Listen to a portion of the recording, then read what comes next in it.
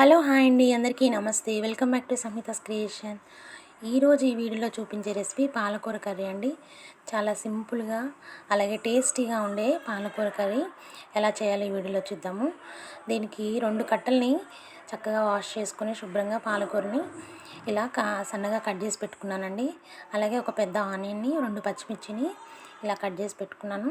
Stove on చేసి కళాయి పెట్టేసి ఒక 2 టేబుల్ స్పూన్ ఆయిల్ వేసి ఇలా ఆయిల్ హీట్ ఎక్కిన తర్వాతకి పోపు దినుసులు వేసుకోవాలండి. దీంట్లో ఇవి కొంచెం ఫ్రై అయిన తర్వాత దీంట్లో సన్నగా కట్ చేసి పెట్టుకున్న పచ్చిమిర్చి, అలాగే ఒక పెద్ద ఆనియన్ని, మనం కట్ చేసి పెట్టుకున్న ఆనియన్ని వేసుకొని ఇది చక్కగా మీడియం ఫ్లేమ్ మీదే ఈ ఆనియన్స్ అనేవి బ్రౌన్ కలర్ వచ్చేంత వరకు, గోల్డెన్ బ్రౌన్ కలర్ వచ్చేంత వరకు చక్కగా ఫ్రై చేసుకోవాలి.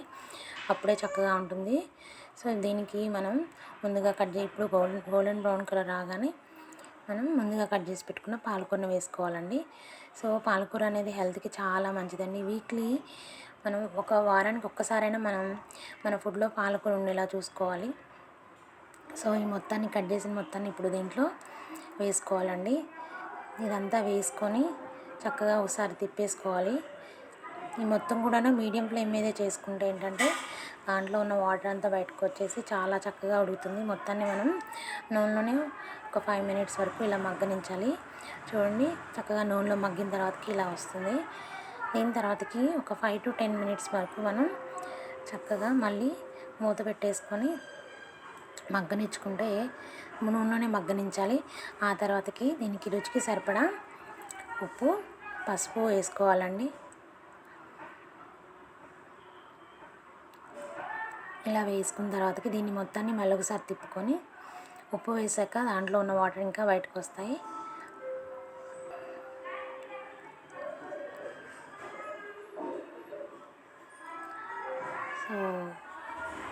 సో ఇలా వాటర్ బయటకు వస్తాయి. ఇప్పుడు దీనికి మనం ఇంకొక 5 మినిట్స్ వాటర్ ఇంకేంత వరకు మీడియం ఫ్లేమ్ మీద చక్కగా ఉడకనించుకోవాలండి. ఈ పాలకూర అనేది దీంట్లో విటమిన్ ఏ అలాగే విటమిన్ సి, ఫోలిక్ ఆమ్లం ఉంటుంది. ఇది హెల్త్కి చాలా మంచిది. అది పిల్లలకైనా పెద్దలకైనా ఇది కంటికి సంబంధించి విటమిన్ ఏ చాలా మంచిది. అలాగే దీనికి ఇప్పుడు కొంచెం మగ్గిన తర్వాతకి మనం 4 లేదా 3 ఎల్లిపాయలు తీసుకొని కారంలో ఇలా దంచి పెట్టుకుంటే, కచ్చపచ్చగా దంచి పెట్టుకొని వేసుకుంటే టేస్ట్ చాలా బాగుంటుందండి. సో ఇలా వేసుకోవాలి.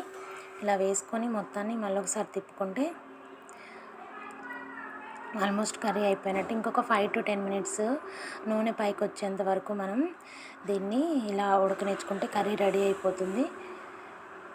ఇంకొక 5 to 10 మినిట్స్ ఇలాగో చూడండి, నూనె పైకి వచ్చేంత వరకు ఇలా పెట్టేసుకుంటే చాలా బాగుంటుంది. ఇప్పుడు దీనికి రుచికి సరిపడా ధనియా పౌడర్ ఒక 1/2 టేబుల్ స్పూన్ వేసుకున్నానండి.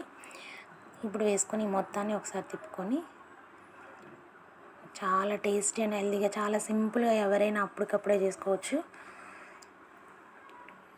అంతేనండి, టేస్టీ అండ్ హెల్తీగా ఉండే పాలకూర కర్రీ రెడీ అయిపోతుంది. అలాగే ఉల్లి వెల్లుల్లి కారంతో పాలకూర కర్రీ కూడా మన ఛానల్లో ఉంది, తప్పకుండా వాచ్ చేయండి ఎవరికైనా కావాలి అనుకుంటే. So thank you so much for watching. Please subscribe and share my channel. ఇంకా